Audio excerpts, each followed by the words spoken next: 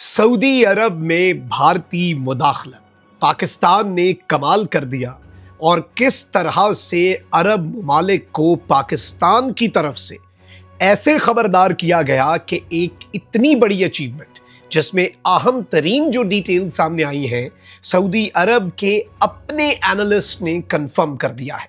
इसके साथ ही साथ मशरक़ वुस्ता की सूरत हाल भी दिलचस्प है।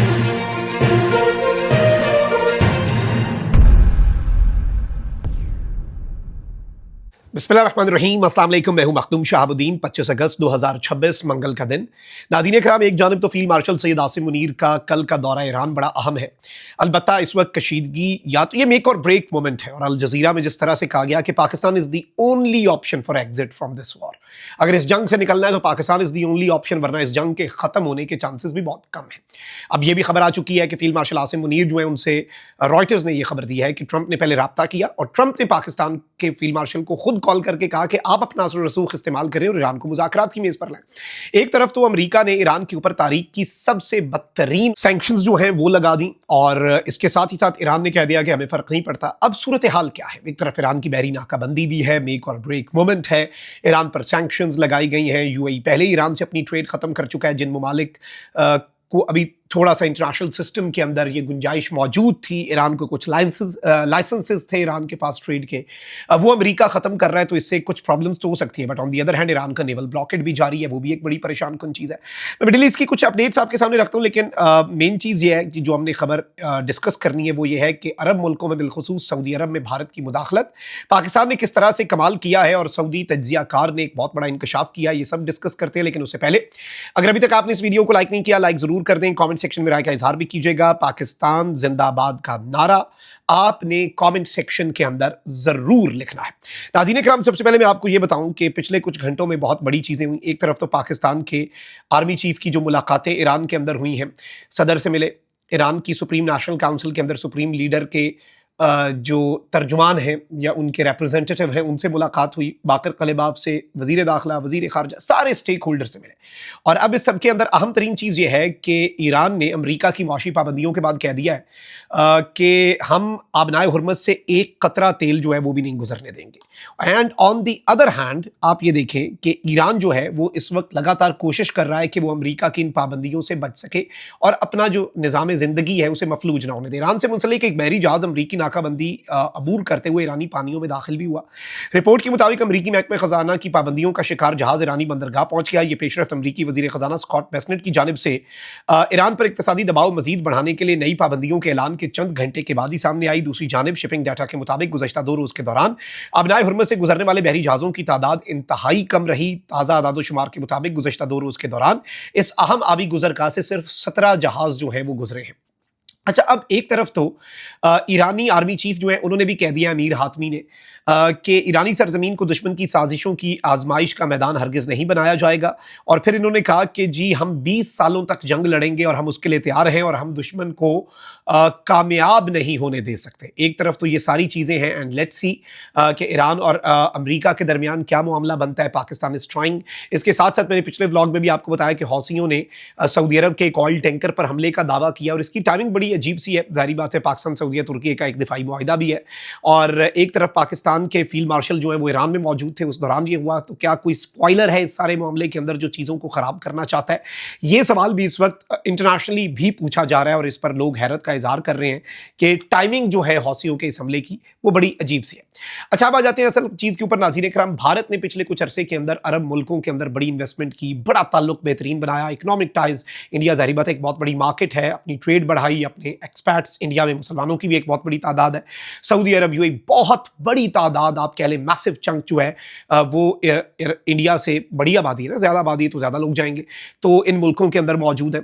और इंडिया ने अपना फुटप्रिंट जो है वो इन मुल्कों के अंदर बढ़ाया। लेकिन अब नाज़रीन इकराम, सऊदी अरब के एक एनालिस्ट ने यह कंफर्म किया है कि पाकिस्तान ने सिर्फ सऊदी अरब को नहीं बल्कि अरब कंट्रीज को यह वार्निंग दी, पाकिस्तान की इंटेलिजेंस ने, और उन्हें यह बताया और उन्हें बावर करवाया और उन्हें आगाह किया, उन्हें इंफॉर्मेशन भी दी, उन्हें सबूत भी दिए, क्योंकि जाहिर बात है हमारी इंटेलिजेंस की नज़र इंडिया पर है, बाकियों पर है, कि इंडिया जो है वो गल्फ के अंदर इन्फिल्ट्रेट करेगा और इंडिया जो है वो इंफॉर्मेशन गैदर करके अपने इत्तेहादी इसराइल से भी वो इंफॉर्मेशन जो है वो शेयर कर सकता है, जो कि इंडिया करेगा ही करेगा। रॉ और मोसाद जो है उनकी बड़ी क्लोज कोऑर्डिनेशन और कोलैबोरेशन चलती है, तो फिर आईएसआई की नज़र रहती है चीज़ों पर, रॉ पर भी रहती है, बाकी भी जारी बात है एजेंसीज जो है वो एक दूसरे पर नज़र रखती हैं। तो इस सब के अंदर पाकिस्तान को ऑन हैंड बिल्कुल एक्सक्लूसिव इन्फॉर्मेशन मिली हमारी एजेंसीज को, और जब हमारी एजेंसीज को ये इन्फॉर्मेशन मिली तो हमने नेक नियति से इन गुड फेथ अरब्स को ये इन्फॉर्म किया, तमाम अरब स्टेट्स को जिन जिन के हवाले से इन्फॉर्मेशन मिली। सऊदी एनालिस्ट के मुताबिक पाकिस्तान ने इन्फॉर्म किया, पाकिस्तान ने उन्हें आगाह किया कि इंडिया जो है वो गल्फ के अंदर इन्फिल्ट्रेट करेगा और इन्फॉर्मेशन जो है वो इजराइल के लिए इंडिया जो है वो निकालेगा। और इस सब के अंदर इन्होंने ये कहा कि ये डील हुई है बाज़ाब्ता तौर पर, और इसके रिटर्न में इंडिया को, जिस मुल्क को इंडिया इन्फॉर्मेशन आपकी देगा, आपकी इन्फॉर्मेशन बेचेगा, आपकी सिक्योरिटी को जेपरडाइज करेगा, आपका आईटी के सिस्टम के अंदर घुस कर वो डाटा जो है प्रोवाइड करेगा, इंडिया को मिलिट्री टेक्नोलॉजिकल ट्रांसफर जो है वो उस मुल्क से मिलेगा, और वो मुल्क इंडिया को इसके बदले में मिलिटरली मजबूत करने की एक कोशिश करेगा। तो ये बेसिकली एक बहुत बड़ा इंकशाफ है कि सऊदी अरब के अंदर जो इंडिया की मुदाखलत है। अच्छा, इसके साथ ही साथ आपको पता है कि इंडिया बड़ा परेशान है पाकिस्तान, सऊदीया और तुर्की के दिफाई मुआहदे से, और इंडिया कोशिश कर रहा है एक अरब स्टेट के हवाले से भी, इसराइल के हवाले से भी, तुर्की के मुखालिफ ग्रीस के हवाले से भी एक अल्टरनेट दिफाई मुआहदा भी जो है वो कर ले। अलबत्ता पाकिस्तान के हवाले से इस मुआहदे में बांग्लादेश शामिल होने की हामी भर चुका है या एक्सप्रेस कर चुका है अपना इंटरेस्ट, और इंडिया को ये कंसर्न है कि फील्ड मार्शल आसिम मुनीर ने जो साल पहले बात की थी पिछली जंग के बाद कि ये जंग तो हम जीत गए, इधर से घुस गए, इस दफा हम पीछे से भी घुसेंगे जहां से तुम्हें लगता है कि हम नहीं आ सकते। तो अगर मुआहदा हमारा बांग्लादेश के साथ हो जाता है तो आपको पता है कि पाकिस्तान बांग्लादेश के बेसिस यूज करके वहां से आ सकता है, बल्कि बांग्लादेश हमला कर सकता है, क्योंकि एक पर हमला सब पर हमला, और इंडिया ने बांग्लादेश के साथ कोई कोशिश की। बल्कि बहुत से हमारे व्यूअर्स जो हैं, जो रेगुलर व्यूअर्स हैं, उन्हें पता होगा कि 7 महीने पहले मैंने खबर दी थी जब बांग्लादेश के साथ इंडिया जो है वो फटा करने की कोशिश कर रहा था, बॉर्डर पे भी कुछ मूवमेंट की थी, कि अगर ऐसा कुछ होता है तो हंगामी बुनियादों पर पाकिस्तान और बांग्लादेश के दिफाई मुआहदे का भी अनाउंसमेंट हो सकती है कि एक दूसरे की टेरिटरी का इस्तेमाल जो है वो हम अलाउ कर दें। ये नहीं, ये तो अगला स्टेप है ना कि वहां से हम भी यहाँ से हमला कर दें। एक तो यह है कि हम उन्हें कहें कि आप यहाँ से अपने प्लेन उड़ा सकते हैं, हमारे बेसिस यूज करें, हम आपके करेंगे।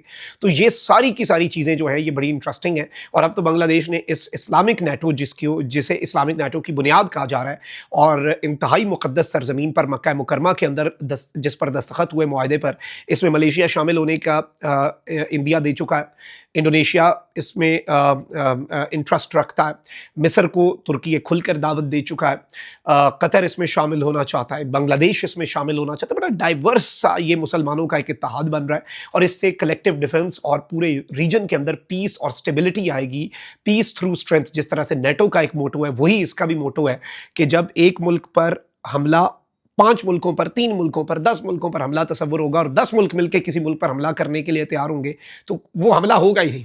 जिस मुल्क ने हमला करना है उसे पता है कि भाई 10 मुल्कों ने मेरे पे चढ़ दौड़ना है, मैंने एक पे हमला किया तो 10 ने मुझे मारना है आके, तो वो क्यों हमला करेगा? इससे जंगें टलेंगी। ये जंगों को प्रमोट करने की चीज़ नहीं है, ये जंगों को टालने के लिए।